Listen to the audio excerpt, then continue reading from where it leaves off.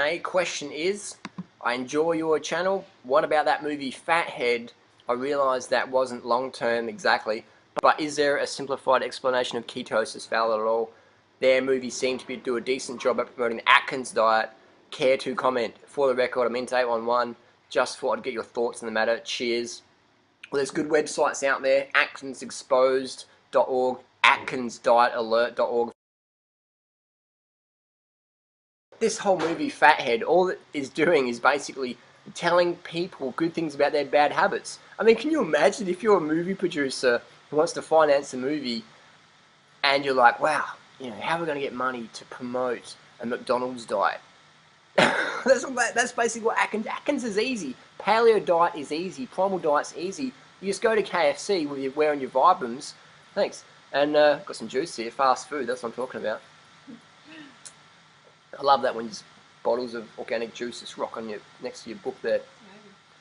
So you go to McDonald's and your Vibrams, order your Big Mac, throw away the bread and just eat that. That's the paleo burger. And in Australia, the McDonald's burgers are grass-fed. So paleo, primal, people come to Australia, feast up in the McDonald's. I know Paul Check and Sean Croxton are big fans of TGI Fridays, and I know Mark Sisson's a big fan of KFC. He's got his favourite fried chicken recipe on his website there. People say, Mark Sisson doesn't eat fried food. Yes, he does. Doesn't make him a bad person, but definitely fried food, that's going to fuck up your health. So all these fast food, paleo, primal, low-carb experts writing off the fruit thing, or the rice thing, or the high-carb Dr. McDougall style, clinically published books like this. The paleo people use people like Denise Minger, who's like an 18-year-old blogger, as their nutritional authority. Denise Minger is the nutritional authority of the paleo, primal, low-carb world. Whenever they want to debunk these sort of clinical books, they get their 18-year-old blogger to come on and write some blog, and then spam it across their paleo primal forums and say, this is how it is. I'm like,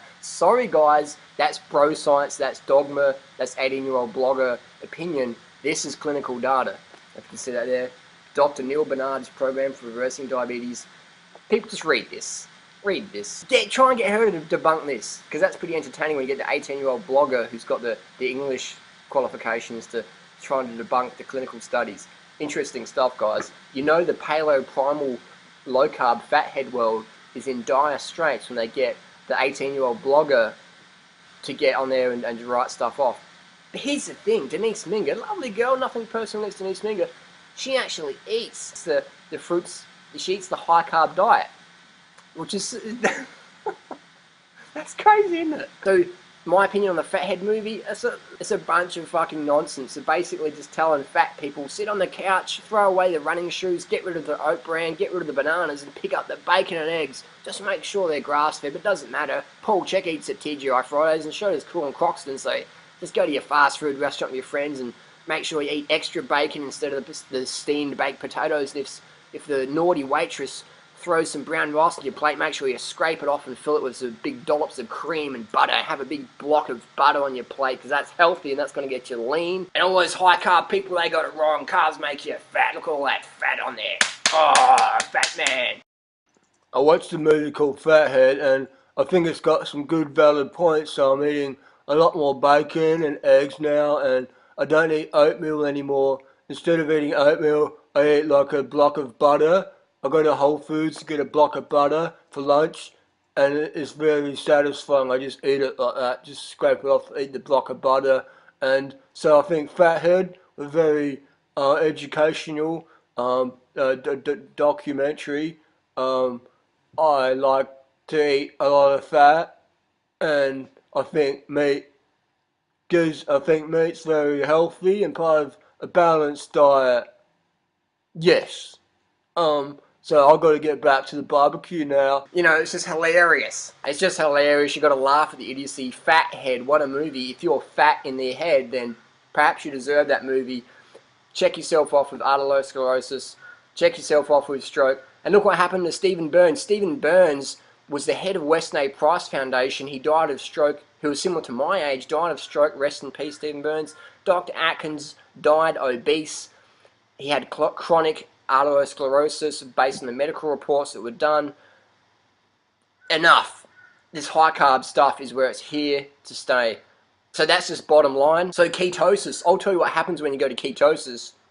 Look at my other videos. Ask yourself this question: why is there not a single athlete on the planet, period, who eats a low-carb diet? Low-carb diet means 150 grams or less of carbohydrates per day. There's not a single athlete on the planet who does that. Yes, you might have the person who does the 9-hour marathon. We're not going to run it in 2 hours 57.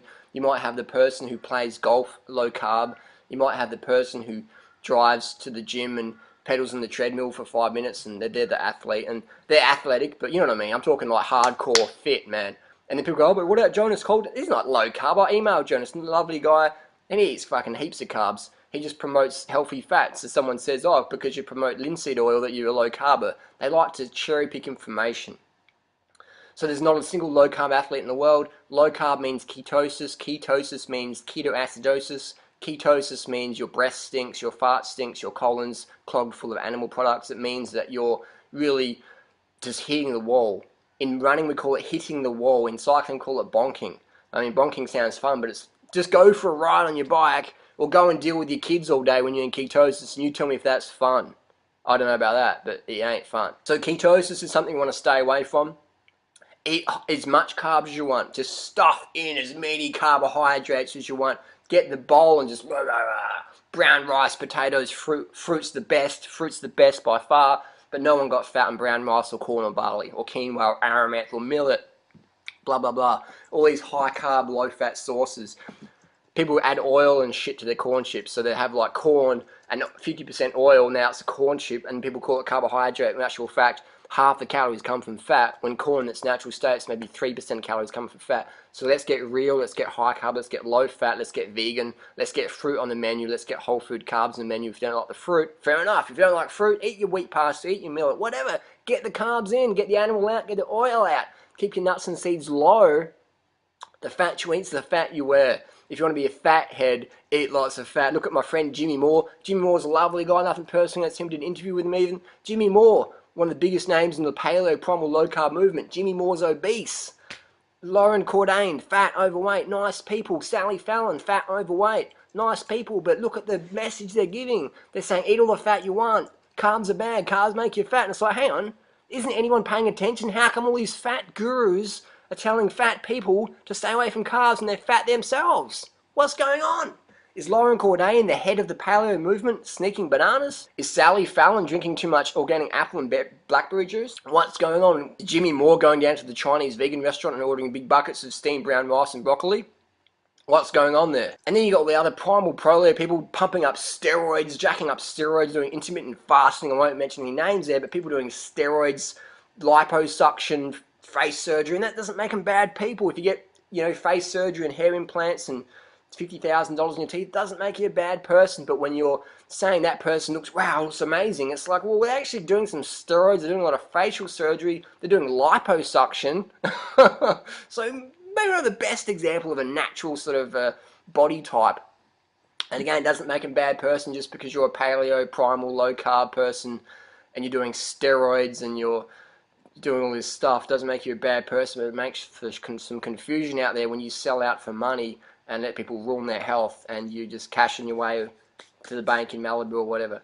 That's pretty unethical in my book, but hey, I'm just saying. So that's my opinion on the whole fathead situation. Absolute nonsense. Telling people good things about their bad habits. Basically an advert for McDonald's, an advert for the meat and dairy industry, an advert for these destructive, pernicious, evil, death, fire, destruction industries that we need to abolish to end the world hunger, to end the water pollution, the air pollution, the noise pollution, the screaming animals, all that nasty shit. Fathead, what a fucked up name for a movie. Fathead!